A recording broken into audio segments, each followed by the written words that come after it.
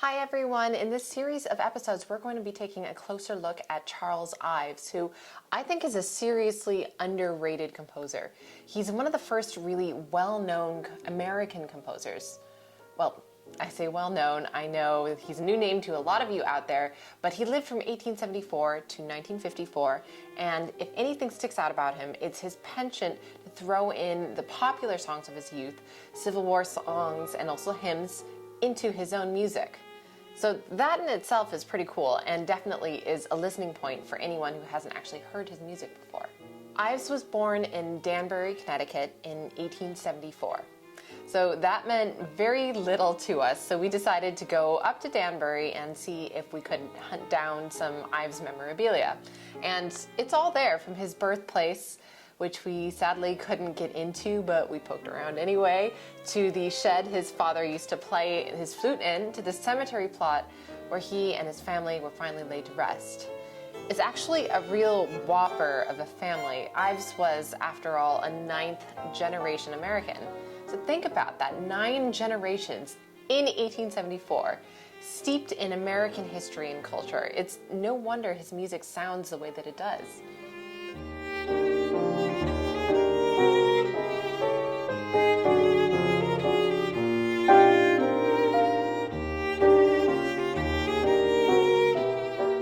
We're here with the Ives family in Danbury. So Ives was apparently himself a 9th generation American. So they came and settled in Danbury, which used to be Quinnipiac. And here we have, this is George Ives, I think his grandfather, made the cemetery. It's a really big part of Danbury's community. And here's the whole family. We, up until 2019, was Saran T. Ives, and I think he's saying that wrong, but they had a lot of repeating names in the family too. You see there are 3 of them, 3 Sarans in this family, and I think George was repeated many times. Moss was, I'm pretty sure, was Charles's brother, his cousin, but when you read his letters and read his letters and his journals and everything, all of these names come up. So it's really something. And of course, Charles and Harmony together.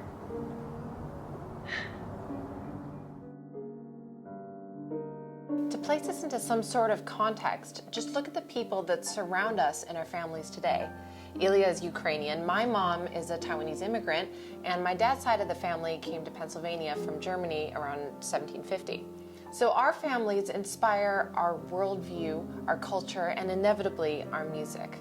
In Charles Ives's case, his ancestor, John Ives, came from England to Boston in the 1680s, and he traveled inland to Quinnipiac, which is now Danbury, Connecticut.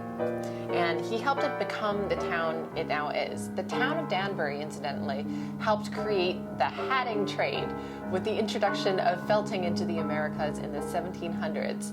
Think the river trade from Canada and beaver pelts, and hatting is what kept the town very much on its feet all the way into the 20th century.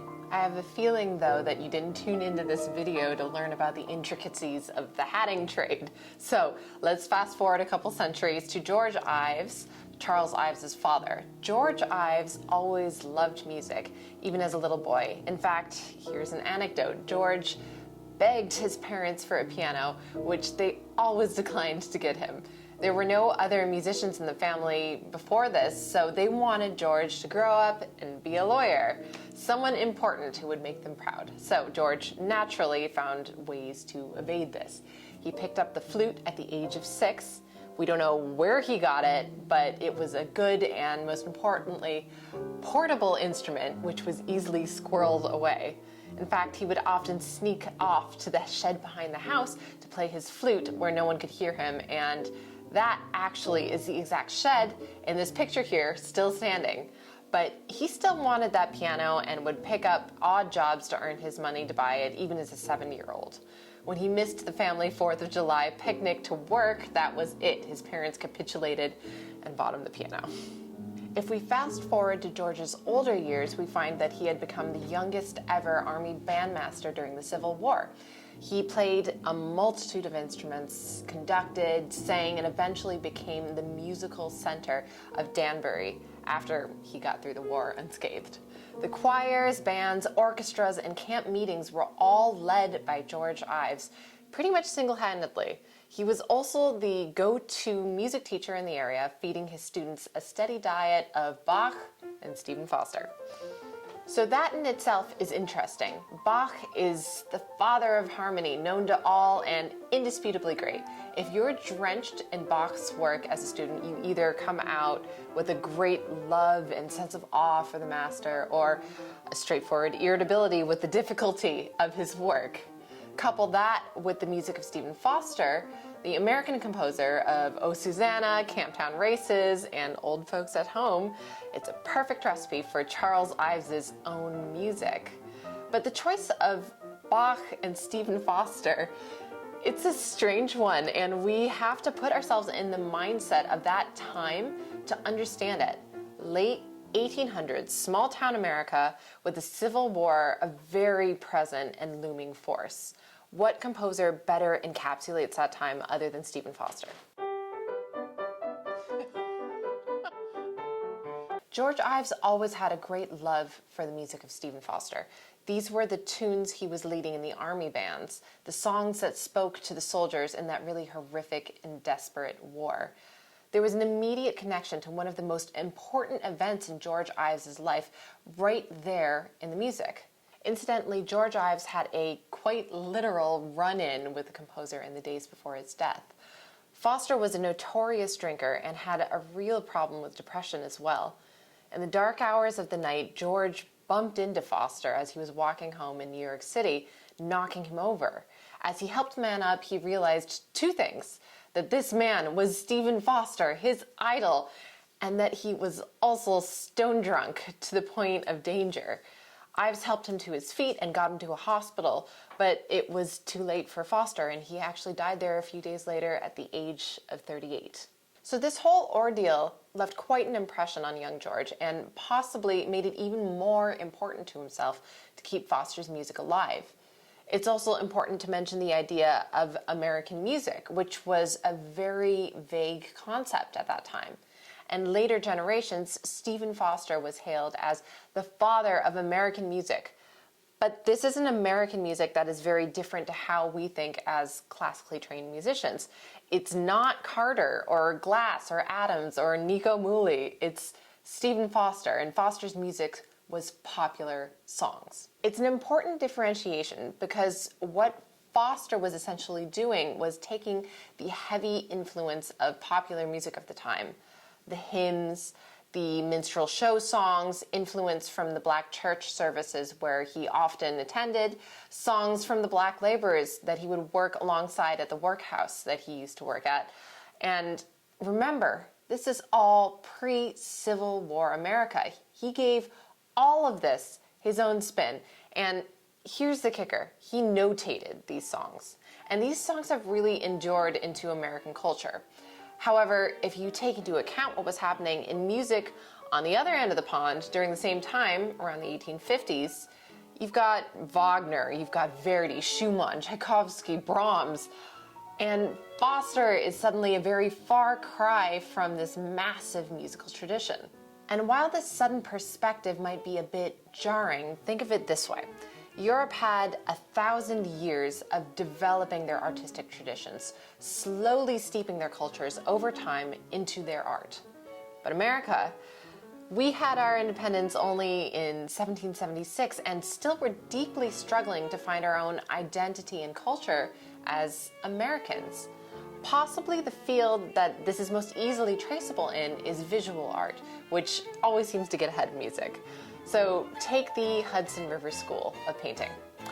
One of the first movements to be completely American while simultaneously using completely European methods and techniques.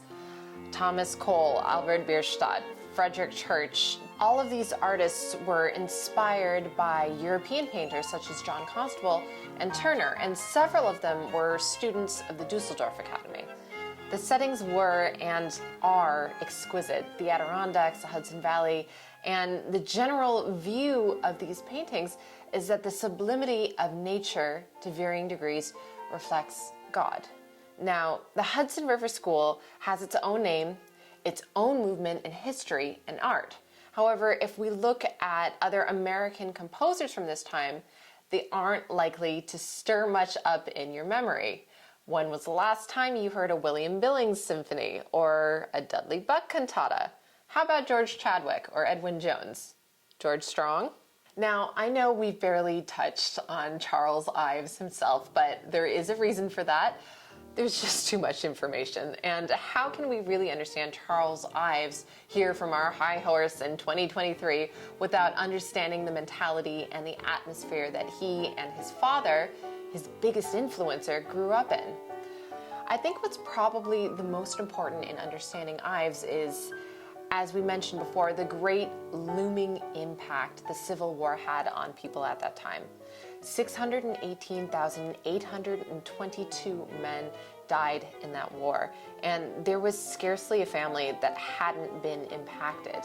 It was present in a way that is possibly comparable only to how COVID has affected us today. Everything was influenced by the Civil War in that time, just as COVID influences us today in America and the world over, first and foremost in our arts and culture. By the time Lincoln had passed and Charles Ives was a young man, a deep distrust of the government had set in as one after another, the things these men had fought for began to fade from memory. These pillars of rights that Lincoln had based the war on were no longer pillars, but had started to sway on softening ground. So the younger people growing up in the shadow of this war, but not actually having taken part in it, started to really embrace this cynicism and push away from the culture of the Civil War. And on that lovely note, since this is really a never-ending topic, we're going to close the video. But there is so much more interesting stuff that we will definitely be getting into with Ives, so please stay tuned. If you enjoyed this video, give us a like, subscribe, and leave us a comment. Cheers!